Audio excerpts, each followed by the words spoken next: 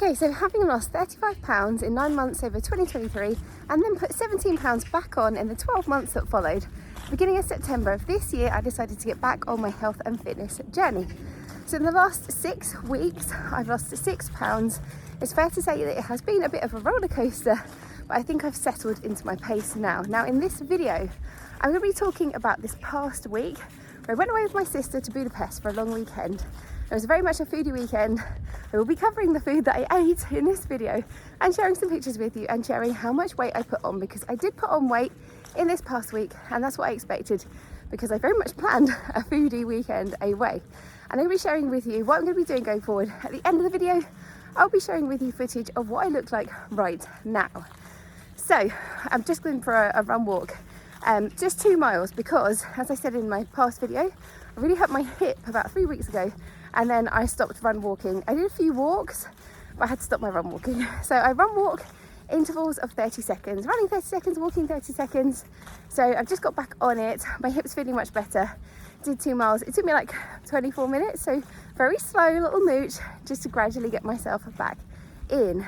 So we're at the end of week 7, I guess, I don't know, of this challenge. And as I said, I went away for a long weekend with my sister to Budapest. This is something which I planned for her 40th birthday, and kind of ish my own, because I turned 40 a year before her.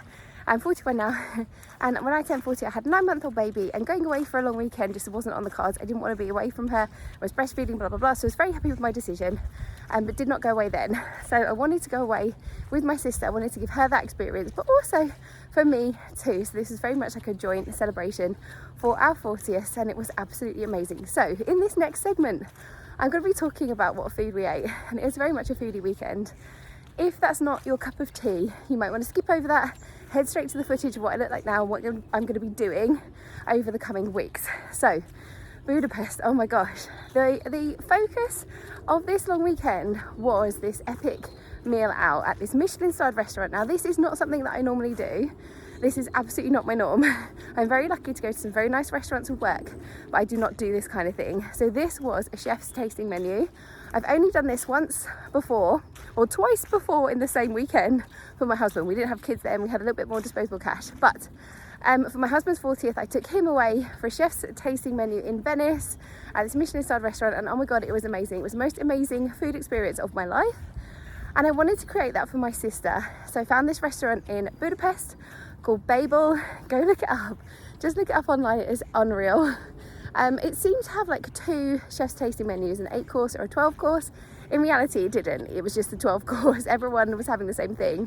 And from what I could determine, there was no like a la carte menu. Everyone had the chef's tasting menu, but that's what I wanted anyway. So it was 12 courses, small courses, like some of them were tiny, but very rich food.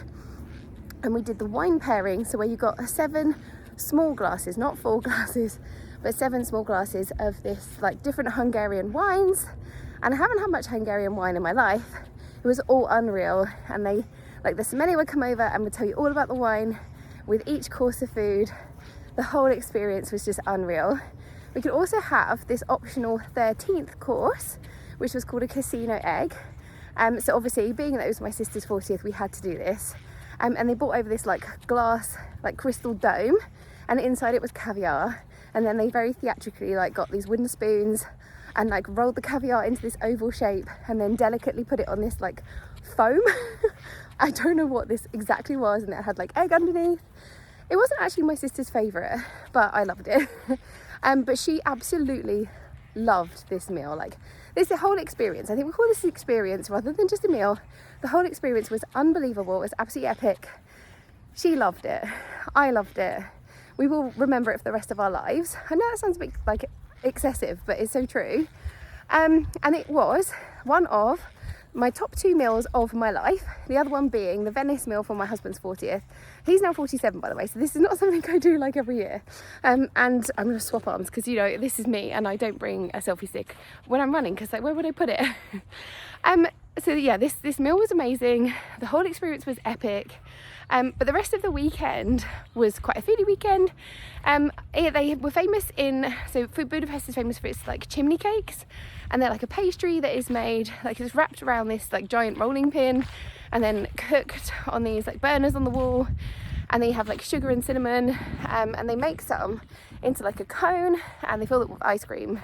So we like hunting down these chimney cakes with ice cream. Unbelievable, like so good. And then they're also famous for these things called langosh, which are a deep fried flatbread, and then they have sour cream and cheese on top. We did try this. This was not my favourite. I'm not a big fan of deep fried food. We tried it. Not for me. I couldn't eat all of it, and I just think greasy food does not sit well with me if I can taste like the oil. So that was the only thing I didn't love. And then we finished the weekend with a sunset cruise along, is it called the Danube River? And with unlimited Prosecco. So lots of food, lots of drink. We were like one of the few people who were kind of on the older end of the scale. There's lots of like people in their 20s living their best lives. We absolutely adored it, but we did have to pass on the Prosecco after a time and switch to the Prosecco spritzers, which were a bit tamer. But we still absolutely loved it. Definitely like lifetime memories made. So much fun. I will say that despite all that food that I've outlined for you and shown you images of, I did try to, I did really think about what I wanted to eat and what I was willing to like invest the calories in, and not just eating for the sake of eating just because it was there. So that breakfast was included in our hotel. Hotel was lovely, breakfast was lovely, but I made sure that that meal was based around proteins. So it always had eggs, always had like a little bit of cheese, any kind of proteiny-ish meat options available. So it was egg, it was meat, it was cheese, lower on the carbs. I did have some homemade pita, which was really cool. And then I always had fruits and veggies then as well. So made sure I had my fruits, made sure I had my veggies. And there were unlimited snacks at the hotel, and they had these amazing like juicy massive apples. So made sure I had like one of those. Like we came back to the hotel in the middle of the day, grabbed myself an apple. And I wasn't just eating for the sake of eating. We also didn't really, apart from the langosh for lunch that we had, we didn't go out for lunch. So we had our breakfast in the hotel, and then we had the snacks that we wanted to have, like the chimney cake in the middle of the day. And then our like evening meal was the kind of the main event when it came to food. So I think that did kind of help us. We also went to a couple of spas. We went to a spa when we got there on the Friday, which was amazing, called the Gellert Spa, and that was like 10 minutes walk from our hotel across the bridge. That was awesome. My absolute favourite spa of the two that we went to. Had an amazing pool, and I had a really nice long swim. I love swimming, so I had a really nice long swim then. Saturday we walked everywhere. We walked 15,000 steps. I know that's not tons for a lot of people, but like we didn't get any public transport and we just walked. So that helped us out. And then on the Sunday we went to the other like main big spa, which is called the Sjenny Spa. And again, that had an amazing outside pool. That was not my favourite spa. It was very crowded, very touristy, but the pool was really good. It was like an outdoor, slightly heated pool. And that wasn't very busy because most of the people were in the thermal spas. And so me and my sister went for a really lovely long swim there. So we made sure we got exercise in, lots of walking, swimming, made careful choices around breakfast and lunch. So whilst we still had these like epic meals, we had 2 lovely dinners, including that Michelin-starred chef's tasting menu. We were like mindful as well. So having lost £6 in the 6 weeks beforehand, I knew I was going to put on a bit of weight, and I must admit I was feeling a little bit anxious when I stepped on the scales. Gave it a couple of days after I got back, and I was straight into the thick of it with work. So I got back on the Monday, Tuesday was in London, Wednesday was in Manchester, Thursday I had my usual day off with my kids, Friday I was in Cheltenham. So it has been like full on, absolutely unreal since I've been back. And now we're in half term, and my kids are at a tree club camp today, and I thought it's time to get back on it, with everyone walking. Oh my gosh, there's a beautiful rainbow. Can I show you? Can you see it? Oh, I don't know if it's going to pick it up, but kind of, yeah. Look at that, a rainbow. I don't think it's rained, not right here. Must be raining over there. That's so cool. What is it about seeing a rainbow that's like so special?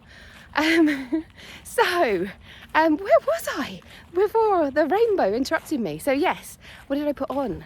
I put on 2.5 pounds, which I am totally fine with for like, oh, the rainbow's even better now. I'm totally fine with for, should I get a rainbow with my head? I'm totally fine with 2.5 pounds in that you know, space of the week, especially because I went straight into like being back out again. So I have debated, what do I do now? Do I crack on like with wherever we are, week 7, week 8, where did I get to? Do I crack on with my current like health and fitness challenge, or do I start a new one? And I've landed on, I'm going to start a new one because I like a challenge. So I am going to go for a like 8 weeks till Christmas challenge. So we are 8 full weeks, I'm into the first week now, 8 full weeks until we get to like the week where, you know, Christmas occurs. And that just feels like a great like countdown, doesn't it? So I want to see what I can achieve in that, because also I feel like in this first 6 weeks it's been a bit of a learning experience in terms of what I actually want to do. In the past year I've dramatically changed my eating, and I just lost track of like what calories are in. I didn't know what calories were in the things I was eating. So the big change I made to my diet was to dramatically reduce the ultra processed food that I was eating. So I'm eating a lot less ultra processed food. I'm still eating some ultra processed food, but I'm eating a lot less. I've made that switch so the bulk of the food I'm eating is at home cooked and not processed, and then I'm having the minority food being ultra processed.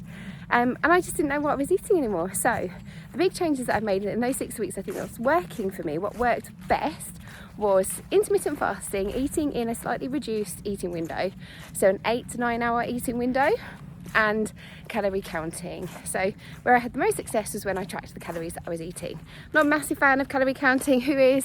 But it worked. So I think for now I need to carry on doing that until I get a good handle of what the like typical meals are that I'm having. So I'm aiming to eat around 1400 calories a day and being flexible. So I'm not like, I have a couple of cups of tea, I won't count the milk in them or whatever. And you know, so I think overall it was leading to like, well, over 6 weeks I lost roughly £1 a week. So I think losing between 1 to 2 pounds a week is sensible, and that's what I'm aiming for. So calorie counting and intermittent fasting in a slightly reduced eating window. That's what I'm going to be doing over this 8 weeks. Run, walking 3 times a week. Exercise absolutely will not lead to weight loss. Only eating in a calorie deficit will. But for me, if I'm not exercising, I don't feel like I'm like fully invested in my health and fitness. And it's such an important part of like your health and fitness. I don't do strenuous exercise. I'm only run, walking. I really enjoy it. It makes me feel so good. Like, I mean, now I feel so much better. Being outside, having done some exercise, like gets those endorphins going, I feel really good. So it's really important for me that I do some form of exercise. When I lost the 35 pounds in 2023, I only walked. I started that with a very young baby, and I would just stick her in the carrier and I would just walk. That's all I did. I didn't do any running. I didn't do any running until I had come to the end of that particular journey. So I started my running when my weight loss plateaued and then started to slightly creep up, but I was working, like I was invested in my health and fitness, stopping eating the ultra processed foods, exercising more, but the calories were going up. So I want to bring it all together now into that full health, fitness, weight loss piece, like really invest in my health in the round. So join me, 8 weeks till Christmas. Do you want to join me in my challenge? And we can like share on here. I'll be doing my weekly videos. I'm also going to be showing the footage. I'll take footage every week and showing comparison. So taking the footage of where I am at the start of this 8 weeks, and then each week I'll be showing you how it compares like to the original, you know, start of the 8 week footage. And I'm going to be sharing more of what I'm eating. So my aim is to be making some shorts videos. There's these new rules, you can make shorts of up to 3 minutes. I think they're not showing up as shorts just yet from what I hear, but I'm going to do it anyway, and eventually I think they'll all click into place, right? Because I think that'll be easier on me on the editing. I can't make that many more long videos of working in kits anyway.